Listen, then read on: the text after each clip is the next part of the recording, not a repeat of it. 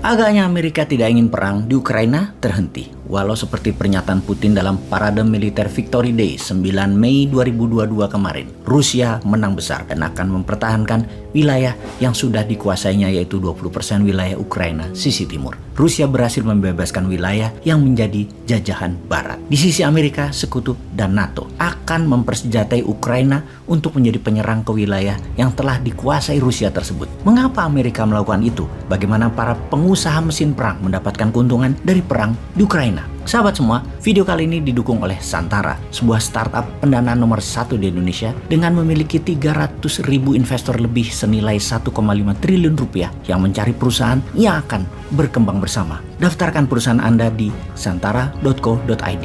Kita kembali ke topik. Bagaimana raksasa mesin perang mendapatkan keuntungan dari perang di Ukraina? Amerika dalam 70 tahun setelah Perang Dunia Kedua melancarkan lebih dari 80 kali serangan militer yang dapat dipolakan serangan tersebut, yaitu 70% wilayahnya adalah wilayah negara penghasil fosil oil atau minyak bumi dan gas. Sisanya adalah wilayah yang diperkirakan akan diambil komunis dalam masalah ideologi, makanya diserang Amerika. Sisanya lagi adalah untuk mempengaruhi sebuah pemerintahan agar tunduk ke Amerika karena calon pemimpin atau pemimpin tersebut di sebuah negara memang anti Amerika. Karena itu harus dikendalikan dalam tanda petik. Itu dari kacamata geopolitik dan strategi luar negeri ala Amerika. Amerika itu negara swasta, di mana senjata perang adalah swasta yang memproduksi.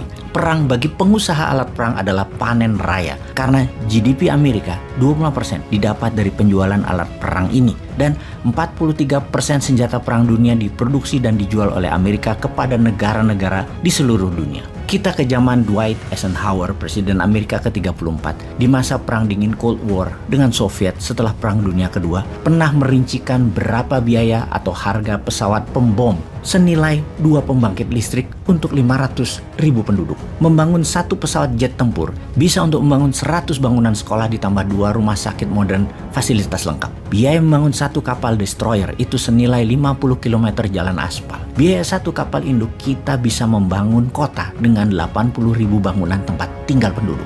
Di akhir masa jabatannya, Eisenhower di tahun 1961 mengingatkan bahayanya industrial military complex sebagai alat ekonomi karena mengharuskan selalu ada tumpah darah. Sebagai catatan, era Presiden ke-34 ini, era setelah Perang Dunia Kedua, Amerika lagi masa jaya baby boomers dan tidak ada perang militer yang berarti, hanya perang intelijen. Namun perlombaan membuat senjata pihak NATO, Sekutu, dan Uni Soviet jor-joran, besar-besaran. Setelah dirinya diganti oleh Kennedy yang tidak mau perang kecuali serangan ke Teluk Babi ke Kuba, dan Amerika pun kalah, yang menurut cerita konspirasinya berikutnya, Kennedy dieksekusi oleh katanya orang CIA demi perang di Vietnam terselenggara.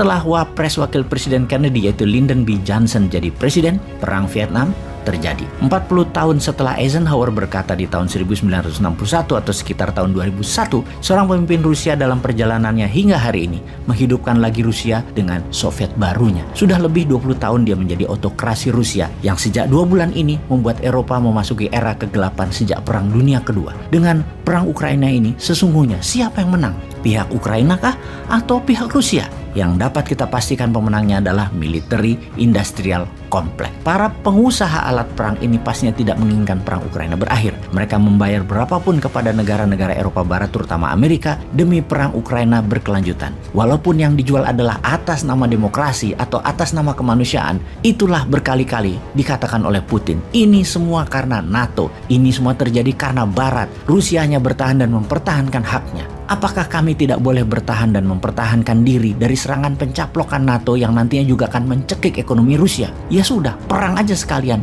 diembargo dan disanksi ekonomi aja sekalian. Toh sama saja, nanti atau sekarang, mending sekarang. Rusia lebih siap. Kita membahas secara data penyediaan alat perang dunia. Faktanya adalah 80% produsen alat perang adalah 6 negara utama, yaitu US, Amerika Serikat, Rusia, Inggris, Tiongkok, Prancis, dan Jerman. Di luar Tiongkok, produsen senjata Rusia yang agresor, kemudian penyedia senjatanya adalah Amerika, Inggris, Prancis, dan Jerman. Semua terlibat langsung pada saat ini di perang Ukraina. Dan hebatnya lagi, 5 negara yang terlibat perang di Ukraina adalah anggota permanen Dewan Keamanan PBB yang mempunyai hak veto, yaitu Amerika, Inggris, Jerman, Prancis, dan Rusia yang harusnya menjadi penyangga perdamaian dunia. Malah mereka terlibat perang langsung. Emang hobinya perang mungkin ya. Dan pastinya Amerika adalah negara paling menonjol karena 80% pengadaan alat perang dunia tersebut Amerika menyediakan 43%-nya. Mengapa Amerika menjadi pengekspor senjata perang terbesar di dunia? Karena top 5 perusahaan-perusahaan alat perang ada di Amerika. Lockheed Martin, Boeing, Northrop, Raytheon, dan terakhir General Dynamics. Senjata-senjata buatan Amerika saat ini semua ada di Ukraina. Senjata pembunuh lethal weapon tersebut yang termodern ada di sana seperti Switchblade drone, armor and tactical vehicle, howitzer, misil Javelin, anti-tank, dan lain sebagainya. Intinya saat ini para pengusaha alat perang meyakinkan pemerintah Amerika untuk menyiapkan amunisi dan alat perang tambahan kepada Ukraina dan sekutunya untuk perang di Ukraina. Jadi pertanyaannya, siapa yang menginginkan perang itu berakhir? Gak bakalan lah. Yang punya power memang cari alasan untuk perang berkelanjutan panjang. Kalau Indonesia, apa sarannya? Apakah kita akan menjadi negara penyeimbang? Kalau iya, putuskan untuk civis pacem para bellum. Kalau Anda ingin damai, bersiaplah untuk perang.